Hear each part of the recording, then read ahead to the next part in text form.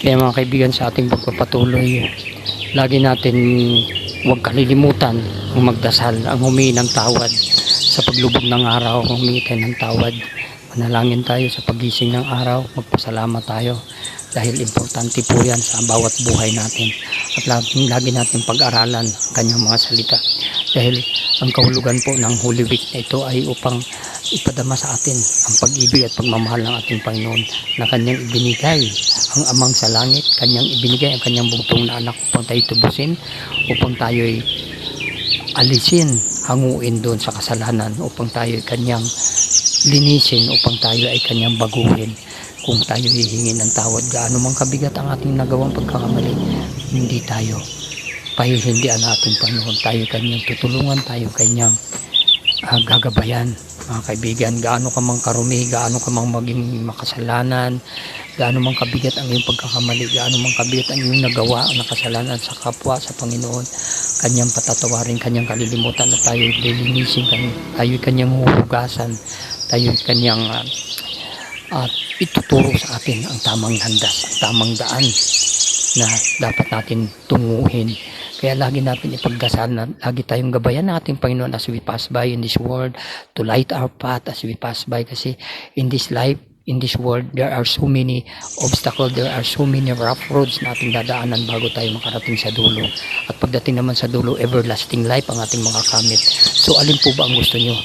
Masayang daanan na pagdating naman sa dulo? Kasalanan, kahirapan ang ating daratan? Siyempre hindi.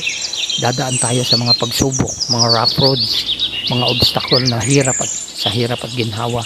Dadaanan natin yan, pero kung tayo ay malapit sa ating Panginoon, tayo ay sinasapuso ang ating Panginoon dahil nariyan lang siya sa taas, nakatunghay sa atin, naghihintay ng ating tawag sa Kanya. Hindi tayo pababayaan, hindi tayo iiwan kailanman. Sabi nga nung iba, ang Panginoon hindi daw nila nakikita, hindi nila naririnig. Ang tanong ko sa inyo, ang hangin, naririnig nyo, hindi po ba? Nararamdaman nyo, hindi po ba? Pero ang tanong, nakikita nyo po ba ang hangin? Di ba hindi? You can hear the blow of the wind, but you can't see the wind. Hindi po ba?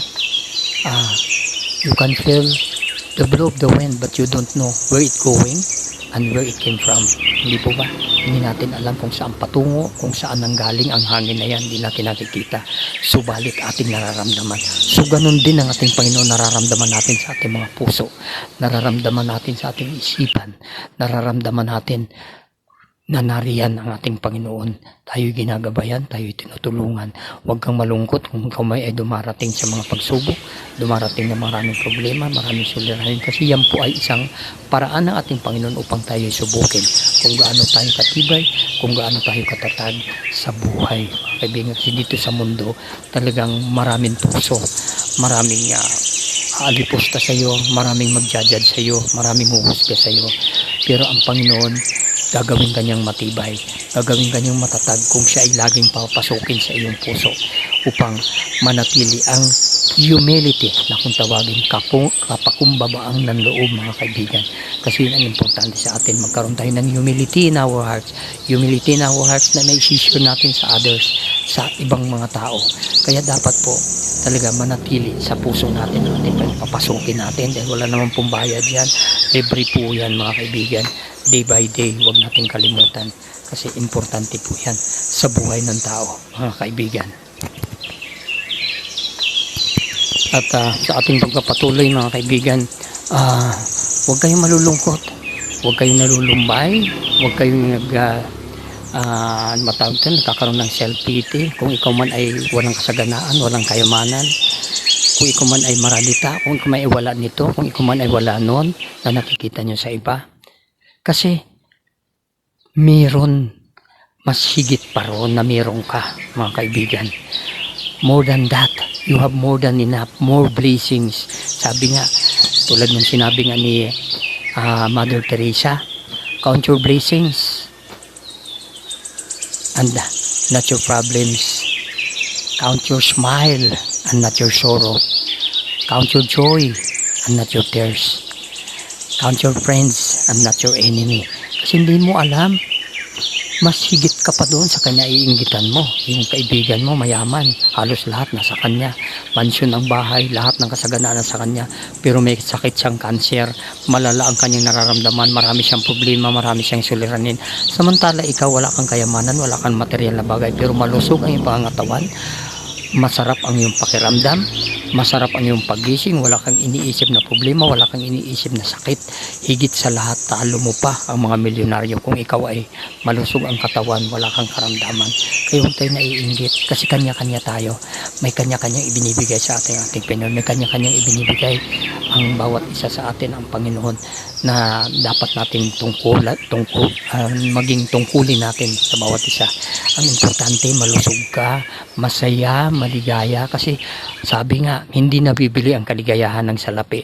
Walang katumbas na salapi ang kayamanan, ang kaligayahan na inyong nararamdaman, ang kalusugan na iyong nararanasan. Kung ikaw ay healthy, talo mo pa yung mga milyonaryo na yan, mga kaibigan.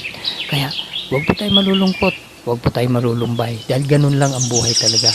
Kanya-kanya tayo, may kanya-kanya tayong dinadaanan, may kanya-kanya tayong obstacle in life, at ang bawat isa sa atin, sabi nga, may kandila. Pag dumating ang araw na matapos na yung kandila na yan, maupos na, mawala na tayo dito sa daigdig, andun tayo sa paradise. Nais niyo po ba yan? Nandun tayo sa paraiso, kasama ang ating Panginoon, kasama ang ating mga mahal sa buhay.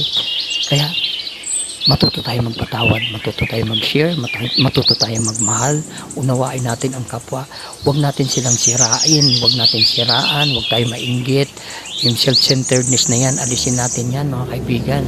Kailangan huwag tayong maging greedy, maging selfish.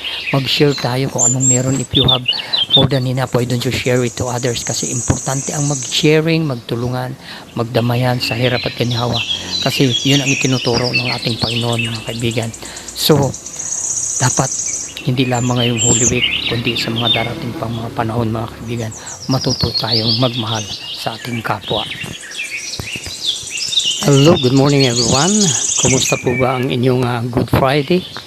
At ngayon po ay Good Friday, huling araw na ng Holy Week, mga kaibigan. Bukas ay Saturday, and then Sabado de Gloria na po, Easter Sunday. So naway ang ating Holy Week ay maging makabuluhan, maging mabunga ang ating spiritual life. Kasi sabi nga, kung pinapakain natin ang ating makamundong pangangatawan, kailangan pakainin din natin ang ating mga spiritual life.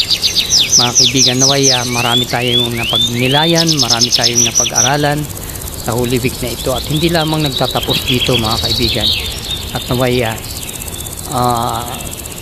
magtuloy-tuloy po, mga kaibigan. Let's continue to study the words of God, to meditate the words of God. Let's open the Holy Bible, kasi ang iba dyan, mga inaalikabok na, hindi ginagamit, hindi binubuksan. So, especially this Holy Week, we really need to study the words of God. We really need to meditate the words of God day by day, not only today, but through our lives, mga kaibigan, kasi bahagi na po yan ng ating buhay. At ako'y nagpapasalamat dun sa mga nagko-comment, mga nag-share at mga nagla-like. At maraming salamat po sa inyo.